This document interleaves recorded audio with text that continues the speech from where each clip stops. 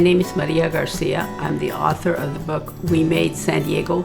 This is my second book, and the purpose of this book was to tell about our history in San Diego, because there's so much history and we're not in the history books.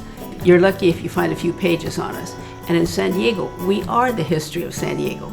So I felt it was very important that we share stories.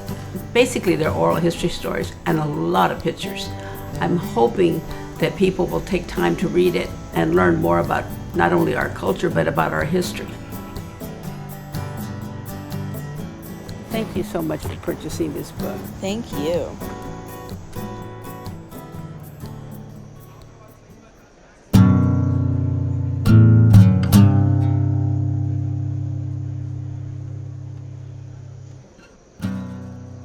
What do you mean, we made San Diego? Wasn't it Horton and Spreckles and those guys?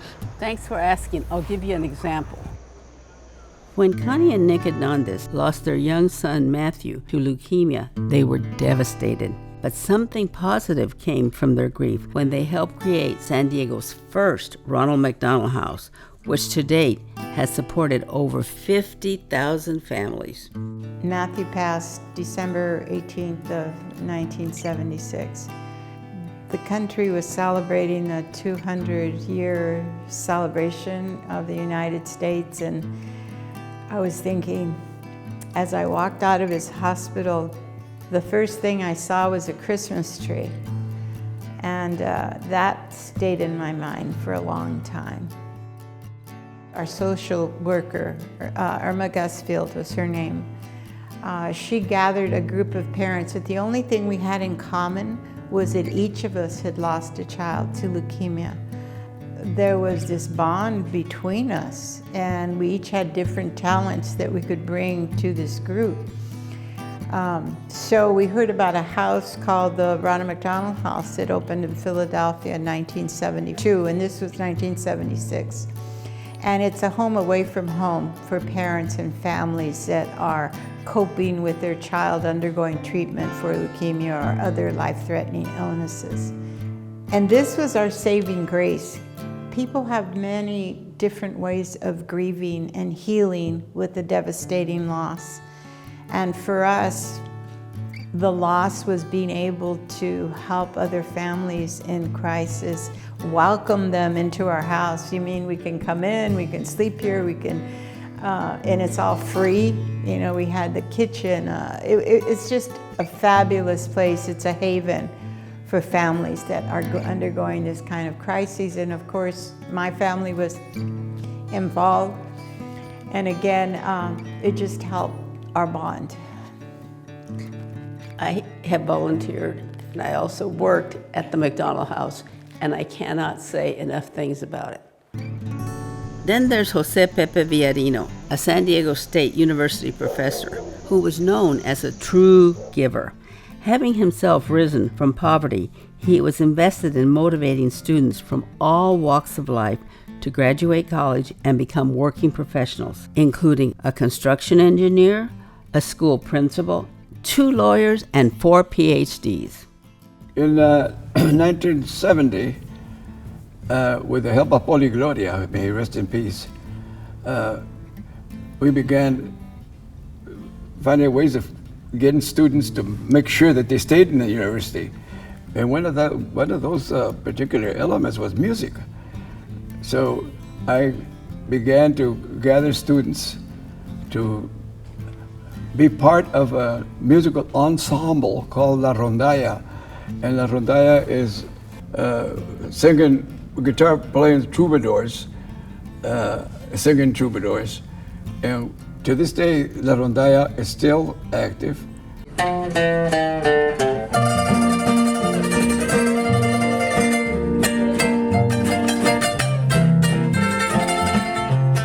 We had 4 PhDs in the group.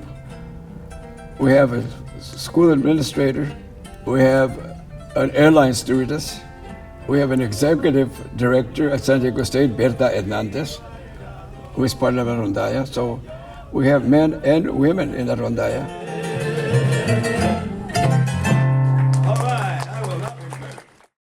And what about David Bejarano? a police officer who endured discrimination in the late 1970s and later became San Diego's first Latino police chief. Public service runs in the family. In September of 2021, Governor Newsom appointed his daughter, Marisa, to serve as a judge in the San Diego County Superior Court. Ah, that's interesting. I had no idea. Thanks. Wait, let me tell you about another one, please. Yeah, sure, I got some time. Just imagine the suspicions of family and friends when FBI agents came to Logan Heights asking questions about a local Mexican kid. But he didn't do anything wrong. It was a background check. Roger Talamantes was a cryptographer who received top secret clearance that was crucial to preventing nuclear war. I was there for the Cuban Missile Crisis, and Jack Kennedy went up against the Russian premier about the missiles in Cuba. We were getting ready to invade, and we were getting ready to blockade, and we came very close to nuclear war. I think closest in the century. Cuba became the focus of world attention. Here centered the most critical threat of global war since the surrender of Germany 17 years ago. Within the past week, unmistakable evidence has established the fact that a series of offensive missile sites is now in preparation on that imprisoned island. It was a dangerous, really thought-provoking time because it was so tense. After surviving child abuse, Fannie Miller came to the United States as a young girl and lived in Carlsbad. Fannie decided to start a newspaper at the tender age of 21. 35 years later, El Latino, the largest Latina-owned newspaper in the state of California, continues to reach close to 500,000 readers every month. You know, you were very modest when you said, we have a newspaper. You have the largest Spanish-speaking newspaper Yes. in the United States. I have the largest one. It's a woman-owned in California, and one of the top 10 in the United States. I think having the newspaper and having the magazine and having the event has helped a lot of small businesses be able to have a venue for them and a place for them to advertise, be able to be a voice for them also, to cover them. So, you know, I'm a small business also, so I think being a small business in any town, being a small business in San Diego has its challenges like any other place. But I think we've been able to help in a small way. They don't have to have a big budget to grow their businesses.